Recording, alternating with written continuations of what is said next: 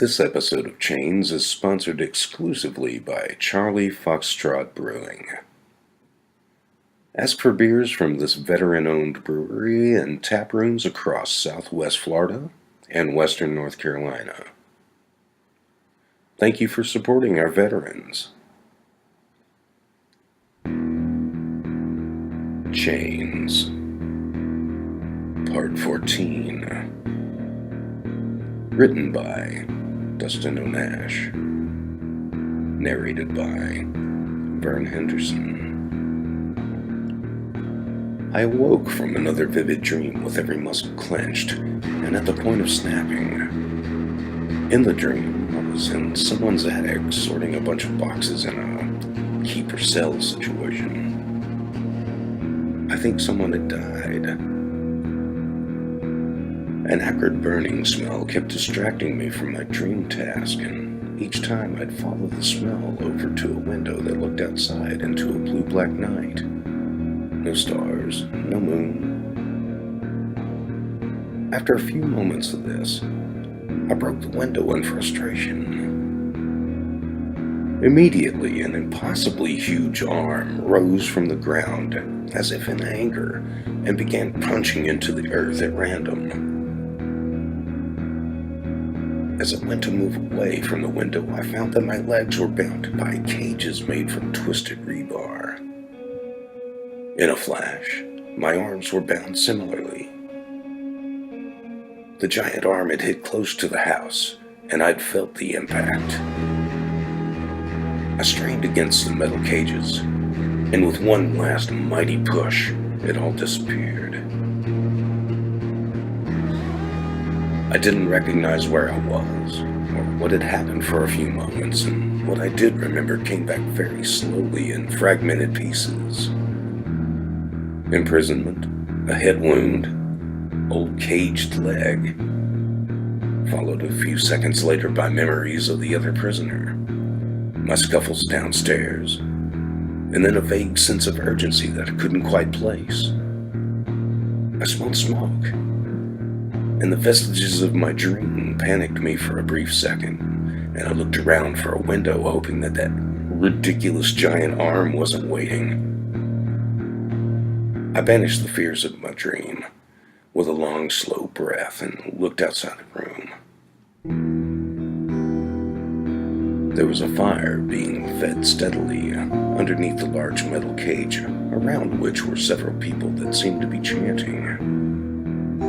I saw a caged leg at the edge of the fire with someone on his shoulder, not the prisoner, but someone else. Had the woman in the cell escaped?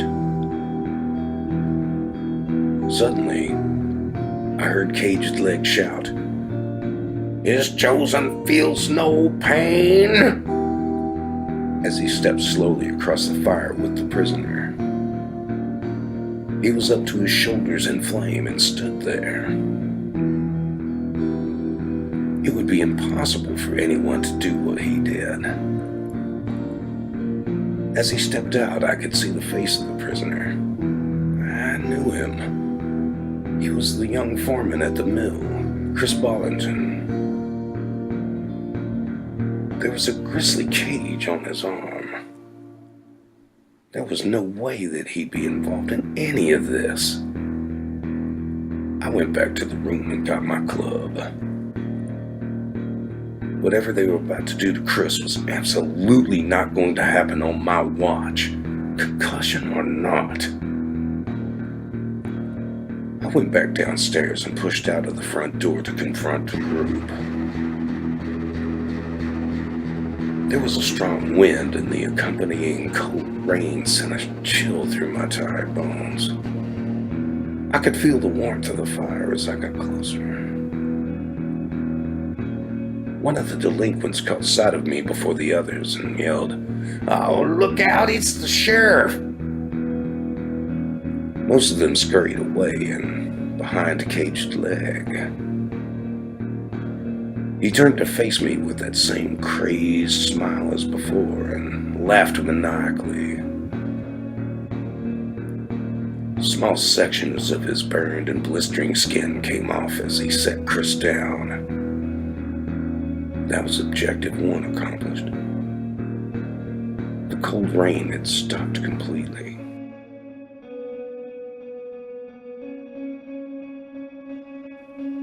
"You're under arrest for kidnapping and assault on an officer," I said calmly before adding, "and also whatever the fuck all of this is."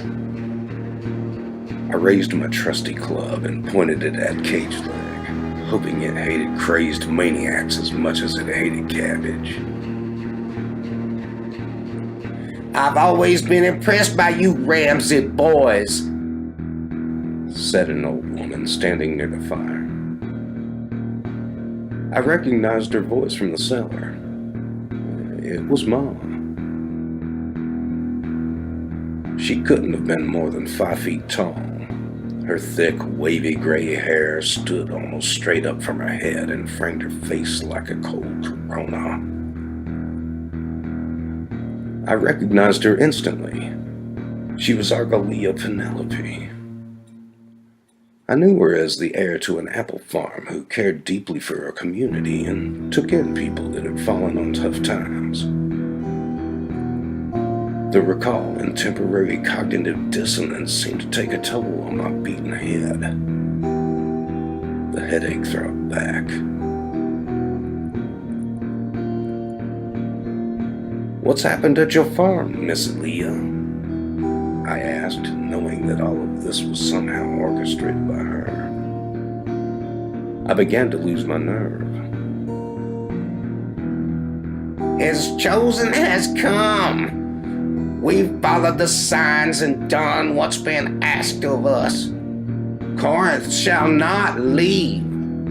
Fate demands it," she said as she positioned herself to address everyone. She raised her voice and continued. "The first challenge has presented itself. Make no mistake. No one interfere." Everyone stood motionless. I recognized the name Corinth. It was Ms. Leah's younger brother. He had taken on the more physical tasks of running the farm, but I doubted anyone would recognize him on sight. His large, strong frame, made such by years of subsistence farming, was dappled with blisters. Most of his red hair and beard was singed, his face oddly swollen, and his eyes were glazed over. He was about my height, but considerably thinner from whatever recent mistreatment he had dealt himself. A fight with him was going to be very different than the ones in the kitchen. He slowly pulled a claw-like weapon from his leg brace. Just like the large caged contraption, now sitting directly over the fire, it had once been a farming implement. Now its only function was harming others. He came at me as fast as his caged leg would allow. I came down hard with an overhead swing, which he blocked with his bare arm and pushed aside. He followed up with a wild swing with his gnarled claw. It scraped harshly down the side of my face and onto my arm. Had his weapon been anything more dangerous than a ruined farm tool, my injuries would have been more severe. For now, I had a couple of flesh wounds. I stepped to his right and swung a couple more times at his shoulder and back. I heard some bones break. I was sure at this point, among the many delusions shared by this group of people, that this man certainly did not feel pain. The imagery from my dream of the arm coming out of the ground flashed across my mind and I lost concentration. Was the similarity between the angry underground metal man from my dream and the crazed stories of Ms. Leah's a coincidence? He sliced a couple more times at me. All I could do to prevent the terrible claw from digging into me was to grab him. He was only able to stab me once before we toppled over his caged leg and onto the ground. For a brief moment, through blurred vision, I could only make out basic shapes. I kicked the claw away, and in the process, my club as well. It wasn't going to be much help anyway against someone who was unaffected by broken bones. I knew that in order to beat him, I would have to take him out completely. After a few seconds, my vision came back and I could see him starting to get up. I got up quickly and tried to grab him again. He swung with his fist and caught me directly in the chest. It stunned me for a moment and we collided. I heard him breathing heavily from the effort of moving that heavy cage back into place. That's when a solution hit me. I got up again and moved behind him, wrapped an arm around his neck, and locked it in place with my other arm. He might not give up or feel pain, but no one can function without air. I squeezed in tighter as he flailed and swung at me. One wild blow grazed my head, which sent my ears ringing and the world spinning. Because of the weight of his caged leg, he couldn't get out of my hold, and after about a minute, stopped moving altogether. I held him in place for a little while longer as several of the bystanders came to his aid. A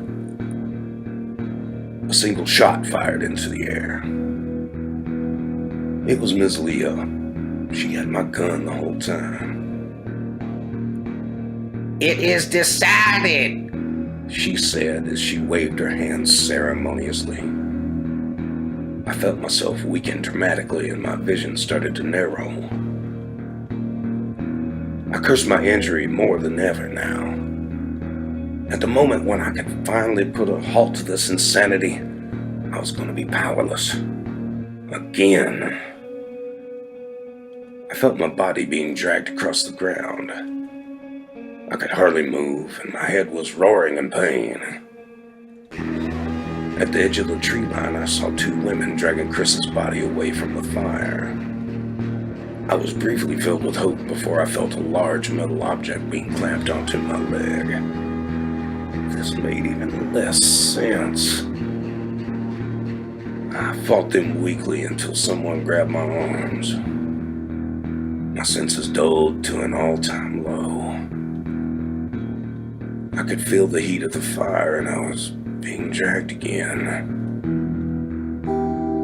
Somewhere, distantly, my body was being burned, but my head injury prevented any real danger or pain from registering. Miss Leah's voice was echoing in my head. Was this real? What were they doing? Was I becoming him? I heard more gunshots in the distance before a hard sleep was on me again.